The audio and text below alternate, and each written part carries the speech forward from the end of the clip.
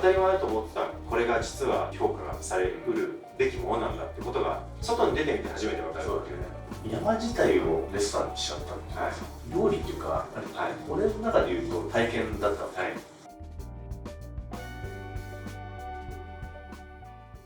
ここからデスティネーションレストランの話をしていきたいんですけども、なおさんも一緒にやらせていただいているジャパンタイムズデスティネーションレストランですね。ということで日本の、地方にあるお店、わざわざ旅する価値のあるお店を、表彰する、ピックアップするということをやってるんですけども、もともとね、やっぱりヨーロッパってすごくデスティネーションレストランが当たり前にあるというか、特にやっぱりイタリアとかスペインとかって、地方地方にいい店があって、アクセスの悪いところにあっても、お客さんがちゃんと来るというか、それがもう当たり前の文化として定着してるっていうのは、本当すごいことですよね。食と旅っていうのが一緒になってるっていうか、わざわざ、なんてだろうね、日本だと温泉わざわざ行くじゃない。はい、そうですね。そういう感覚にちょっと近いのかな。確かに。日本もでもそういう豊かなものっていろんな地域、地方にある。はい。だからそれをこう翻訳してくれるシェフがいて、そうですね。広げていけば、その地域で生まれ育って、その地域しか知らない方だと、そういう発想になりづらいんじゃないかなってやっぱり思うんですよね。外の世界を見てきたからこそ、当たり前だと思ってたこれが実は世界的には、評価がされうるべきものなんだってことが外に出てみて初めて分かるわけよね。やっぱり日常になっちゃうからさ、山菜とか多分そうです。そこら中にタダで取れるのに何でお金払ってるみたいな。そうですよね。それ食べちゃってわざわざ行く。そうですよね。だから今までってやっぱりどうしてもその地元のレストランってすごいの、やっぱり、わざわざ行きたいような、もっと多分それの次の段階にしてるんじゃないかな。僕個人的にはやっぱりその SNS の登場ってすごく大きいなと思ってて、なんか面白いこと尖ったことやってたら、以前だとしても2年3年噂が広まるにかかったのが、下手したら半年ぐらいで噂がパッと広まると、この結構なんですかね、時間軸の違いって大きいんじゃないかなと思うんですよね。いやなんかいいもの作ってたら、ね、理解されるよって、じゃあ3年持ち方えられるかってね、お客さん来なかったらね、持たないですからね。それが短くなったってやっぱり大きいかなと思いますよね。なんかやっぱりコロナをね経て、今地方が面白くなりつつあるというか、東京でレストランやる意味もちょっと薄れてきてるとか、家賃高いし、オリジナリティ出しにくいですよね。なんか地方はある意味やることがシンプルというか、やっぱりその地方の食材であるとか、その郷土料理の伝統をどう生かすかっていうところに、取り組みやすいじゃないですか。東京って難しいですよね。そんなにそのね、生産者が東京たくさんめちゃめちゃいらっしゃるわけじゃないですね。そうするとどうしてもやっぱりね、東京以外のところから食材を調達するとなると、やっぱ個性が出しづらいというか。意外に最近ちょっと面白いなと思ってるのは、東京から1時間、90分ぐらいで行ける場所で、なるほど、いい店が逆にまだなかった。やっぱりどうしても都心で食べれちゃうから、近郊にそういうお店がある必然性があんまりなかったというか、東京行けばいいし、だけどじゃあ地元は地元の感じでいいよみたいな感じだったのが、わざわざ今度逆に東京から行きたくなる。今回、鎌倉はさ、今までいい店がないっていうぐらいさ、湘南で行ったり、でも、一輪離れができて、で、これ練習に行ったその、北島ができて、なんか鎌倉すげえ感じだな。やっぱりその1店舗だけだとね、チャレンジだったりするところが2店舗、2つ3つ4つってできてくると、生産現場にも影響を与えることができるというか、4店舗あるからこういうものを作ってくださいってみんな欲しがってるってなったら、作るだけのボリュームがね、集積ができるっていう、これも大きいんじゃないかなと思うんですよ。今回そのデスティネーションレストランアワードっていう富山のレゴ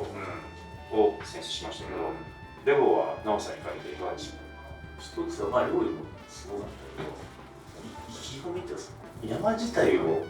コメントでも書いてあるけどレストランにしちゃったっていうかさ、その思い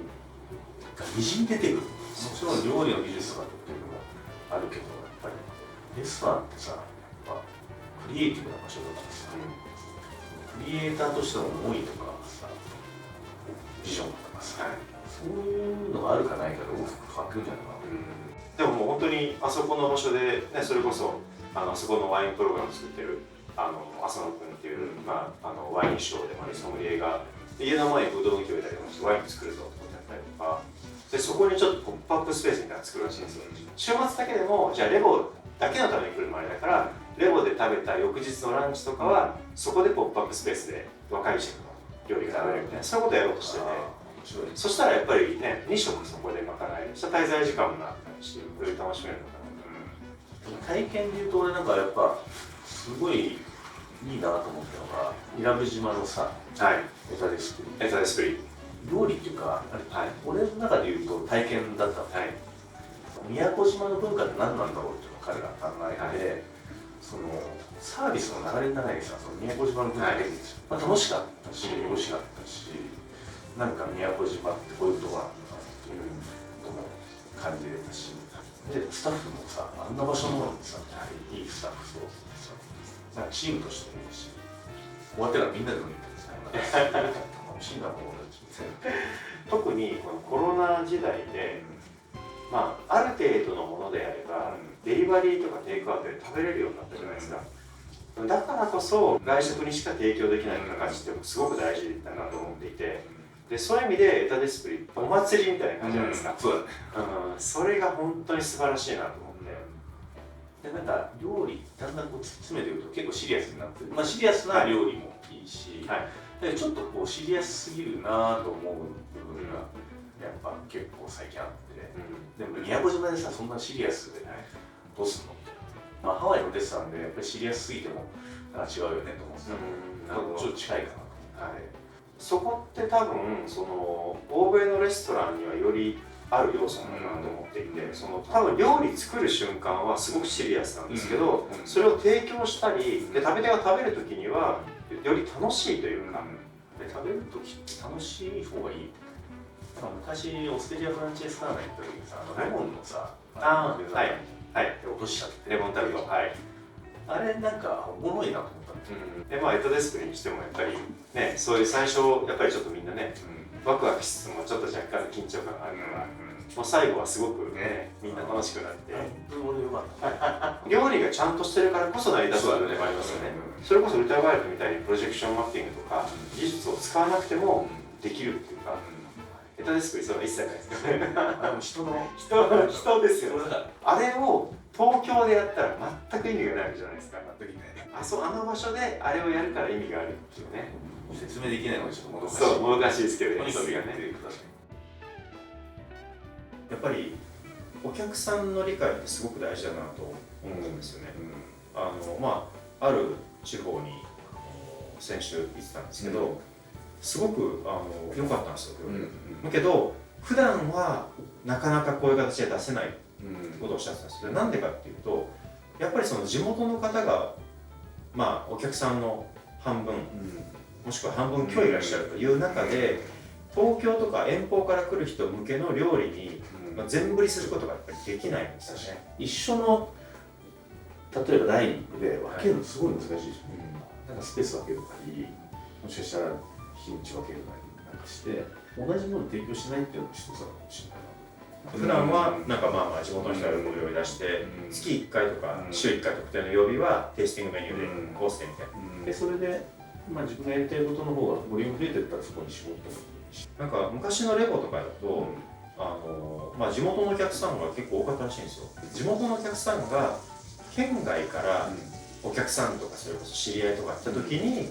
その富山にはこんないい店があるんですよってことで連れて行くお店だったらしいんですよね。だからそうなると本当は理想的というか、地元の人も来てくれて、かつ誇りに思ってくれるから応援もしてくれてるっていうね。ハワイのさ、セリアって言ったじゃん。週の4日だけかな。シェフズカウンターだけテイスティングメニュー350ドルです。で普段はアラカルトで、食べても100ドルぐらいしかなりませんみたい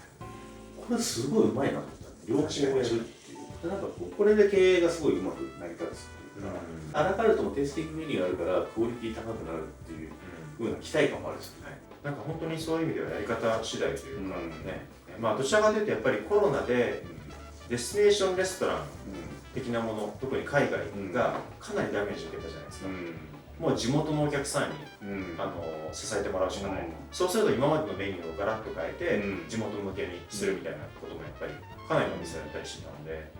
なんかエチェバリもスペインの地元によると結構増える。スペインも特にそのロックダウンが厳しかったので、やっぱり最初かなりスペイン人のお客さんがいらっしゃってて、でフランスの国境が開いたら、フランス人が増えてる、やっぱりそういう状況の中でね、今コロナが欧米に関して言うとかなりもう収束しつつあって、もう完全に復活モードなんですよね。今ハワイのレストランとかって今めちゃめちゃお客さん入ってるじゃないですか。でそれ僕同じ話を中国でも聞いたんですよ。コロナが落ち着いたらやっぱりコロナ期間中行けなかった人たちが来て、でかつお客さんの単価が高いらしいんですよ。でこれ確実に日本でも起きると僕は思ってるんですよ。そういう意味ではデスティネーションレストランってその今後、今コロナで大変な時期かもしれないですけど、今後先これから先3年ぐらい5年ぐらいで見るとすごくいい状況になるというか、ますます海外からも含めて来てくれるっていう。まさに言ってたその単価が上がってるっていうのは世界中で言われてる。シャンパーニュも今高いのがすごい高いのがどんどん出てる。へえ、そうなんですね。なおさん、最近酒蔵すごい回ってらっしゃいますよね。そうだね。日本酒も焼酎もですよね。全種類いろいろ突き詰めたいタイプで、とはいえさ、なんか日本人なのに日本酒のこと知らなかったんだよ。なるほど。今若手のすごいいい人たちが出てきて、この10年15年ぐらいですごい変わってて。そうなんですね。一つは、その日本酒っていうのはさ、漫画とかでもよくあるけどさ、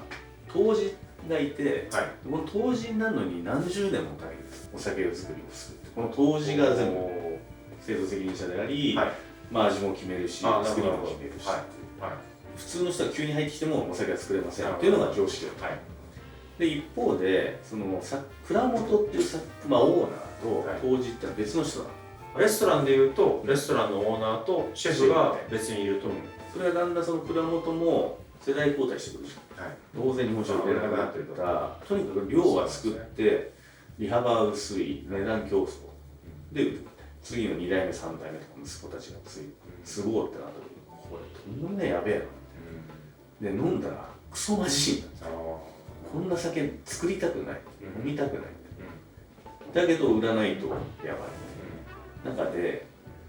その子たちは一生懸命考えて文献とかその科学的なものを見たりとか数値管理とか徹底するじゃん。分かんない、で今の料理に合うものとか自分の感覚に合うものを作っていったら全然違うものができたんだよ。これが時代にも合っちゃう、でできないと思ってたのはその寿司屋の修行とかと一緒だけどさ、いや俺ら30年やってようやくできるようになったらできるわけねえだろっつったら、蔵元当時の若い子たちがいろんな、試行錯誤してやったものが現代の今合うし、よりクオリティの高いのができちゃう。荒政もそうだしさ、ジホンとかもそうだし、そういう新世代の、日本酒をなおさんはそういう意味で応援されてるというか、美味しいしね、実際。そうなんですね。で焼酎も、黒木新作みたいな出てきて変わってきてるし、で今その段階からもっと進化してよりじゃあ今度自分たちが作りたいお酒を作るみたいな感じだったから、昔の作りも昔の作り方を今の最高のクオリティとか最高の衛生状態で作るからもっといいものができるし、手間もかかるんだけど、でも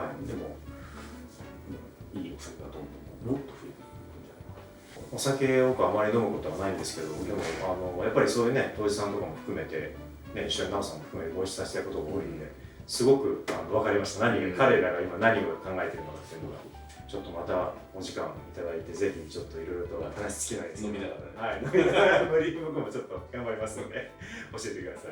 今日はどうもありがとうございました。